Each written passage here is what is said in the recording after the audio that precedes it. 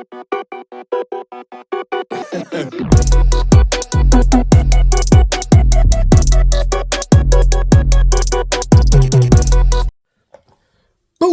Back at it again. Austin's Paint Camp. Hey guys, there's one thing I need to get off my chest real quick before we get into week 6 OCS, and that is the easiest way to get sent home from OCS is unbecoming of an officer, which means disrespecting somebody, not following the instructions, and staying within your left and right limits, which means if you're in basic phase and you're going outside of the footprint, or if we do get a pass in blue phase or white phase and you're taking that to the extreme and deciding to go buy liquor or tobacco products, or something like fraternization and adultery, right? If you're coming here married and you start messing around with other people, you're going to get sent home back to your duty station. You'll probably lose your rank and bad things will happen. So I just want to put that out there. I talked about it before, that it happened in a cycle before. No comments to my cycle.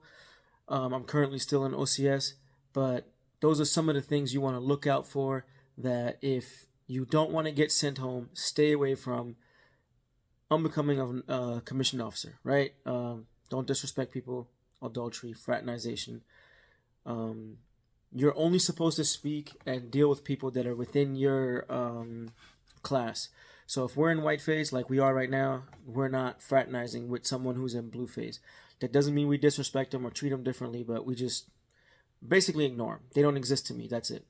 All right, let's get to it. Week 6. Some of the things you need to know for week 6. This is the week prior to stick lanes. Is ADP 3-90, offense and defense, military symbols, FM 1-02.02. Operation terms, FM 1-02.01. The Ranger Handbook is extremely good for tactics and maneuvers, TC 3-21.76, and operations, FM 3-0. All of those will help you out. Look into those. Start downloading this kind of stuff, putting it in your share drive or in your on your laptop. Create a folder with all these ADPs. I'm not saying read them all from front to back. They're pretty long. Search for the things that you need, highlight stuff, and start getting used to reading these type of documents. As a lieutenant, as an officer in general, you're going to have to know these kind of things. You don't need to turn into a machine and know everything by heart and spit ADPs and FMs and stuff like that. But you need to be willing to go look for the information, know the right information, and if you don't know the right information, you have to find it. Go out and find it.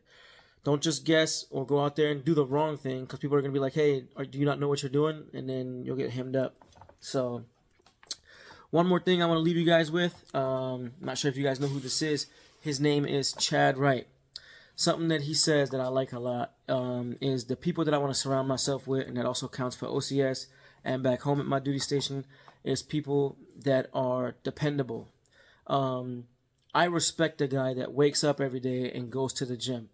In the Army, you'll be doing PT every morning, and you'll watch the guy that only does half the reps. You'll watch the guy that only runs the very minimum. And something that I learned here in the infantry school is the Ranger Creed. I don't know it by heart, but there's a few things that touch me and that speak to me, that a Ranger will give 100% and some, which means he's always going to do a little bit more.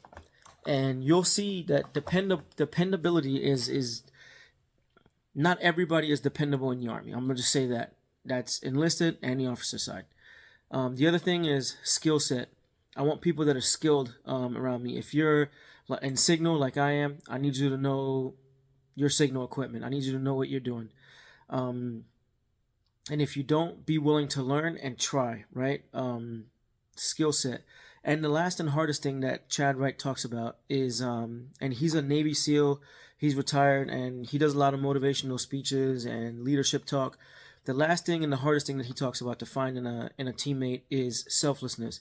If you're done with your task, are you looking left and right how you can help someone else, or are you just like, hey, I'm done with my stuff, that's it? So just keep that in mind. Even if you're in OCS, you might be done with something, or you may have passed the test, but there's somebody else who failed or who's lagging, who's behind, that you could help them out and see where you can make your team stronger. Because at the end of the day, it's all teamwork. So that's it from me. See you guys next time.